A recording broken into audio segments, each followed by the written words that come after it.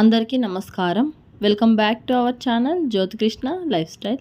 అందరూ బాగున్నారని ఇంకా బాగుండాలని మనస్ఫూర్తిగా ఆ పార్వతీ పరమేశ్వర్లను కోరుకుంటున్నాను. ఇప్పుడు ఎక్కడికి వెళ్తున్నాం ఏంటి అన్నది ఆల్రెడీ థంబ్నెయిల్ చూస్తేనే అర్థమైపోవచ్చు. శ్రీశైలం అయితే బయలుదేరాము, నేను మా వారు. పిల్లల్ని అయితే తీసుకెళ్ళట్లేదు, ఎందుకంటే చాలా క్రౌడ్ ఉంటుంది, నన్నే వద్దన్నారు ఆయన. కానీ నేనైతే మొండి పట్టుదలతో ఇంకా ఎలా అయినా వస్తాను ఈ ఇయర్ కంపల్సరీ అనేసి బయలుదేరాను. మొత్తానికి నైట్ 11:30కి అయితే శ్రీశైలం అయితే రీచ్ అయిపోయాము. ఇక తల్లిదండ్రుల దగ్గర శివరాత్రిని జరుపుకుందామని ఫిక్స్ అయిపోయామన్నమాట.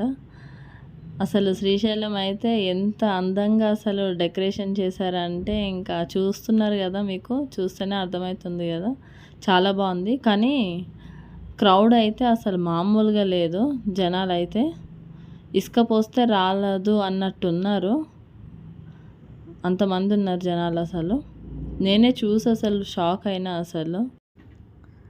అసలు ఎలా జరుగుతుందో ఏంటో అనేసి అనుకున్నాము, కానీ అసలు ఒక అద్భుతంగా జరిగింది. అసలు నేనైతే ముందుగా ఏం కోరుకున్నానంటే, నా వల్ల మా వారికి ఏమి ఇబ్బంది కలగకూడదు, ఎవ్రీ ఇయర్ ఆయన ఎలా చేసుకుంటారో అలానే చేసుకోవాలి అని అయితే అనుకున్నా. కానీ నేను ఇంకా జాయిన్ అయిన తర్వాత ఇంకా సూపర్గా అయిందనమాట. అసలు ఎక్స్పెక్ట్ చేయలేదు అలా జరుగుతుందని.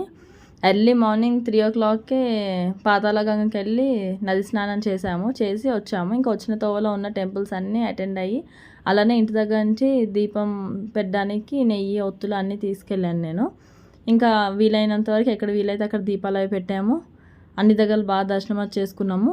ఇక్కడ స్వాములందరూ కలిసి ద్వాదశ జ్యోతిర్లింగాల్ని ఇలా పెట్టి పూజలు అయితే బాగా చేసుకుంటున్నారు. చాలా బాగా అనిపించింది. అసలు ఇంత శ్రద్ధగా భక్తితో చేస్తున్నారు, ఎంత అందంగా అలంకరించారు చూడండి. అసలు చాలా బాగా అనిపించింది నాకైతే చూస్తే.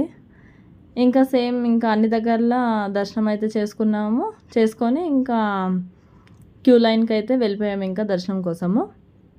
మార్నింగ్ 6:30కి దర్శనానికి వెళ్తే 10:30 వరకు దర్శనం అయిపోయింది మాకు. దర్శనం అయ్యాక ఇంకా టెంపుల్లోనే ఇంకా చండీశ్వర్ని ఊరేగింపు కోసం పల్లకినైతే సిద్ధం చేస్తున్నారు.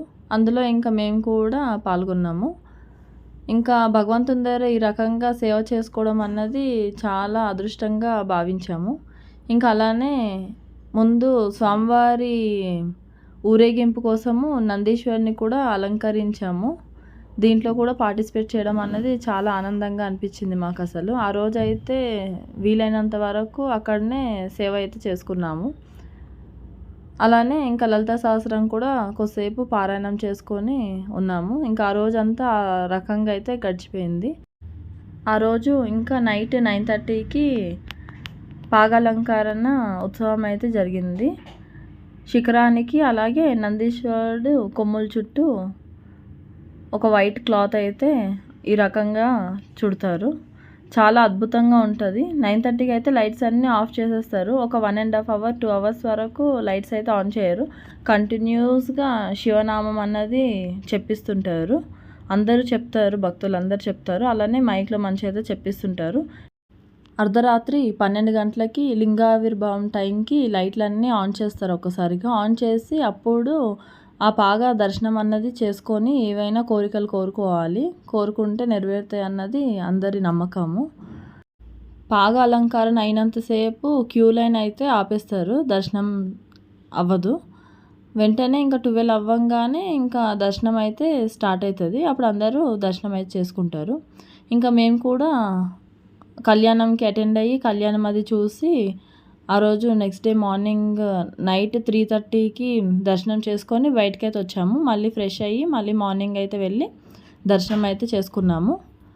దర్శనం చేసుకొని అలానే హోమం దగ్గర కూడా దర్శనం చేసుకొని శివరాత్రి రోజు ఈవినింగ్ 6 o'clockకి మారేడు చెట్టు కింద శివ పూజ అయితే చేసుకున్నాము. అదైతే చాలా అద్భుతం. అసలు నాకు మీతో ఇవన్నీ షేర్ చేసుకోవాలని ఉండే, అందుకనే షేర్ చేసుకుంటున్నాను. ఈ వీడియో మీకు నచ్చినట్టయితే వీడియోకి ఒక లైక్ కొట్టండి. అలానే మన ఛానల్ని సబ్స్క్రైబ్ చేసుకోవడం మాత్రం మర్చిపోకండి. Thanks for watching. సర్వే జన సుఖినో భవంతు. లోకా సమస్త సుఖినో భవంతు. జై శ్రీరామ్.